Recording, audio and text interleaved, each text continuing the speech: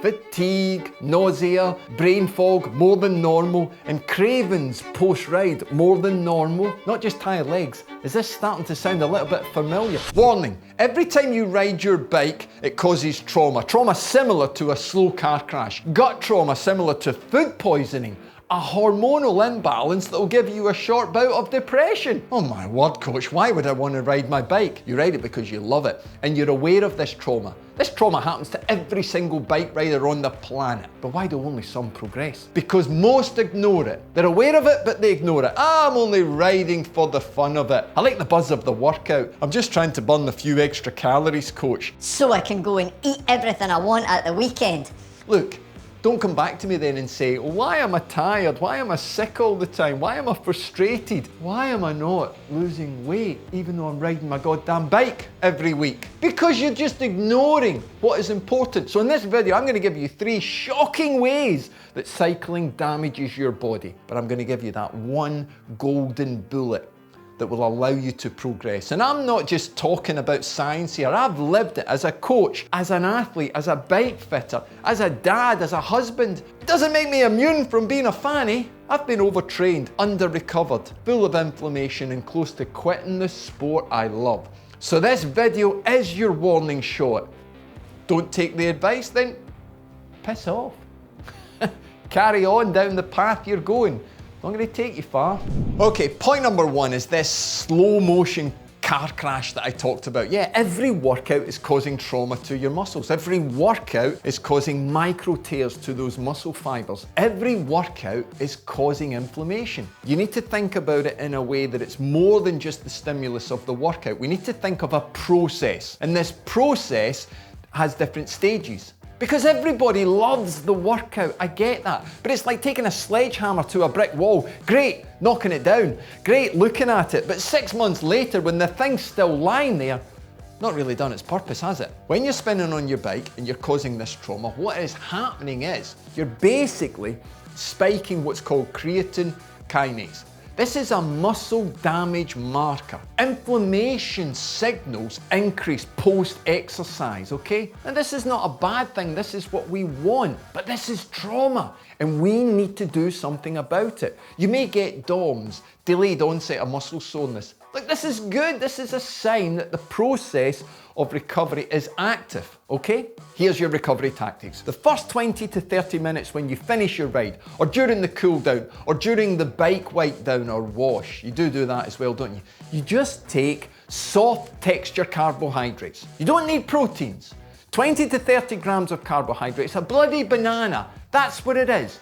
You've got to get that in. Now, every single ride, you weigh yourself in at the start and weigh yourself out at the end. That is water that you've lost, and if it's a particularly hot day, you're going to add 500 milliliters, and you're going to replace that water over 2 to 4 hours. That is essential. If you don't do that every ride, you're going to fall back on your recovery. Then comes the protein, but the protein has to wait because something's happened to your gut during the workout. Keep watching the video and I'll go through that. But you leave the protein for 90 minutes to 2 hours. This changes your nervous system from fight or fight harder, as I often say on Strava, because you've been very active and you must be in that nervous system to do the workout. But you got to get back into the sexy rest and relax, yeah? You got to come to bed mode, okay? When we do that, blood flow is much better to our gut. So we can handle the textures of the proteins because you're much better to get that solid protein 90 minutes to 2 hours after. But that's an easy system. Carbs, water, protein. In that feckin' order every time. I don't give a shit what your workout is. Oh, I'm only going out for a little spin. Get into the habit. Then it will become natural for you. Okay, point number 2 is that short bout of depression. Nobody wants that, but you're heading for that because every single workout changes your hormonal levels. Now, what you've got to understand is point 1 that I talked about. You've got to do that. If you don't do that, then point 2 is going to be even worse because it's linked to your sleep. You're sleeping poorer than what you need to do. And this is all linked to not only just point one, but this hormonal imbalance that's going on in your body due to cortisol. You see, halfway through the ride, you feel great. Oh, I'm hitting all my numbers, the scenery's wonderful, but you could be on a fast track for a hormonal mess afterwards. Cortisol needs to be elevated to cope with the stimulus. But you love the stimulus, don't you? Boom, boom, boom. You're going to do another one tomorrow, aren't you? Yeah. If that cortisol stays elevated, then you can screw testosterone levels because they're going to tank.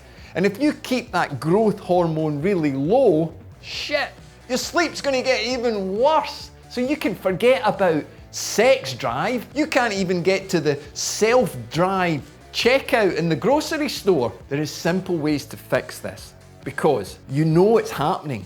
Because you're more miserable than normal, aren't you? You're more irritable than normal. Maybe a couple hours after a longer ride, you feel that irritability. We've got to get back into that sexy rest and digest zone, right? That nervous system whereby you're a lot more relaxed, okay? Because you've only got one immune system. What's your life like? Full of shit?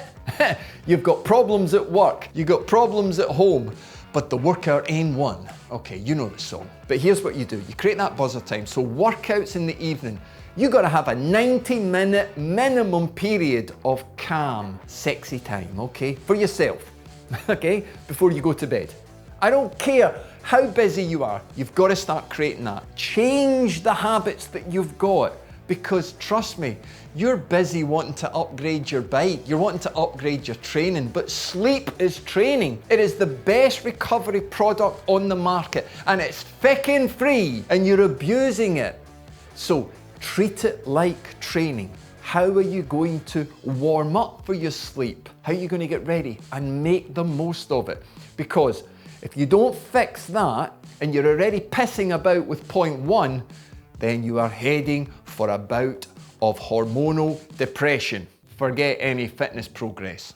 Hey, look, I know a lot of the points I'm mentioning are about what to eat, what not to eat, when to eat. Weight loss, really, because it's important. I get so many questions about it. So I've got a little presentation for you. You can click on it now, you can click on it at the end of the video. It's floating about somewhere, but in there you'll get a bit of humor, but you'll get no bullshit, and you will get every tool you need to make that journey to the sustainable fat loss that you're looking for and enjoy your cycling a lot more. You're actually getting something similar to food poisoning with doing workouts.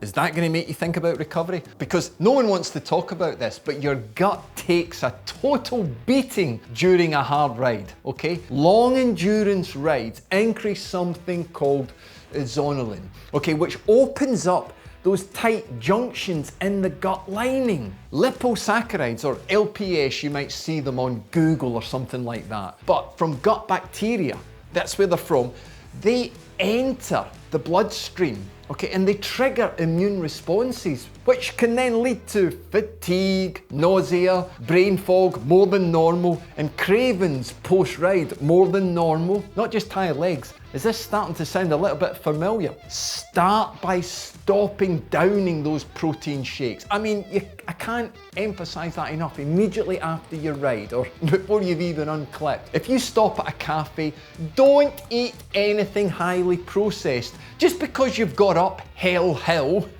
in your local group ride doesn't mean that you deserve that right now. Avoid processed foods for 2 hours after your ride. Allow the nervous system to flip back into rest and digest. During the water hydration period, consider electrolytes, especially your sodiums, your magnesiums, your potassiums, but sip them.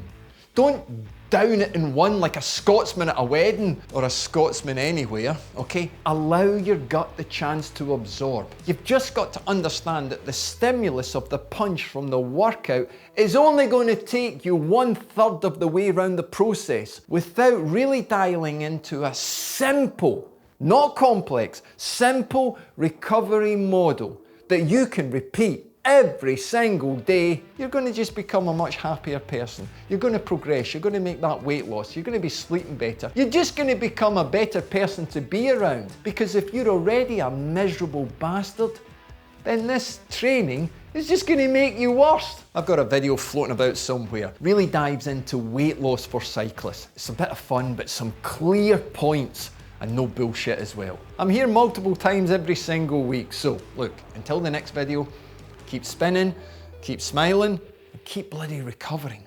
So important, but so easy.